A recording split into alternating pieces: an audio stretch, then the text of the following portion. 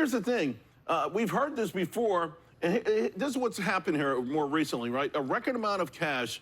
First of all, a lot of selling in our stocks, which is crazy, right? Because our market keeps going up and keeps going up, and you wonder, well, where's all that cash going? Well, here's where it's gone.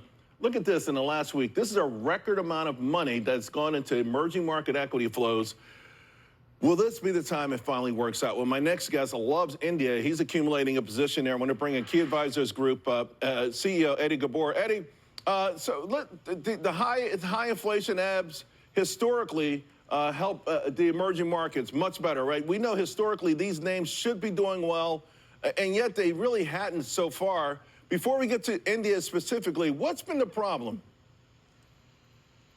So look, I think many have been really chasing the tech trade here domestically, right? And we had the interest rates high, you had inflation rising, and you had a very strong dollar.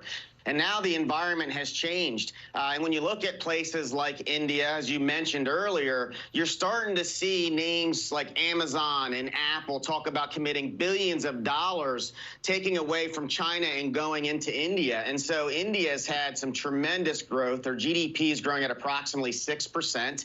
And inflation is at pre-COVID levels. So we've owned India for since June of last year. We actually added more today. It opened up down 1%. And we may actually even look into small cap sector in India as well, too. But it's been a great place for diversification. Right. And the other thing, too, it does from a portfolio construction perspective is a lot of days it's generated alpha because it's not running with the U.S. markets on certain days. So it's just another way to diversify. And I think you'll see more flows head into the emerging markets. Yeah, well, you just had a record, so you're probably right. You know, India, the country, not necessarily the investment, it's been a wild card for a long time. I think it's right there in the middle where, you know, over the next 10 years, 20 years, it's going to tip the scales for the West or the East because there's this tug of war, right? They buy Russian oil, but they do a lot of business, to your point, and American companies are going there.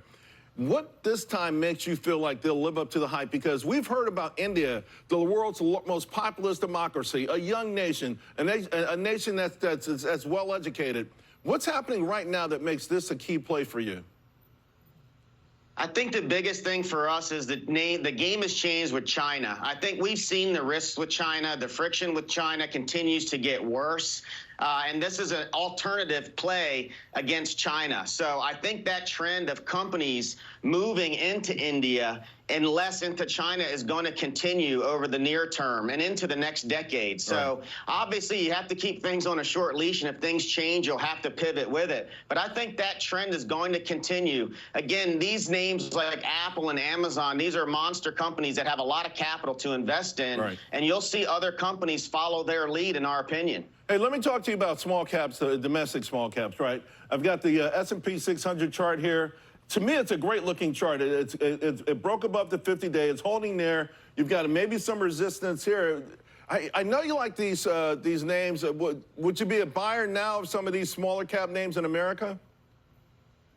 Charles, small cap is our favorite sector to be adding to domestically. We bought at the beginning of January into IWM. We told our clients last week we're going to continue to buy small caps on dips. Right now, we are a little overextended in our opinion from a market perspective. But if you look at a day like today, if you have mega cap tech names starting to sell off because of where they are, if those money flows go from mega cap tech into small caps, which is underinvested in, I think you could easily see this go through 225, which is where we sold out at IWM at the end of 2021. So I think you can beat the S&P if you are overweight small caps this year, because there's going to be a catch-up trade there, in our opinion, because the S&P hit an all-time high this year, yet small caps were still 20% below their all-time high. So I haven't seen a divergence like that in a bull market in a while. So I think it's a true catch-up trade and can be very profitable for investors this year. I really can't. To be honest, Eddie, I don't know when I've ever seen it before. It's really nuts. It feels like a natural, without a doubt.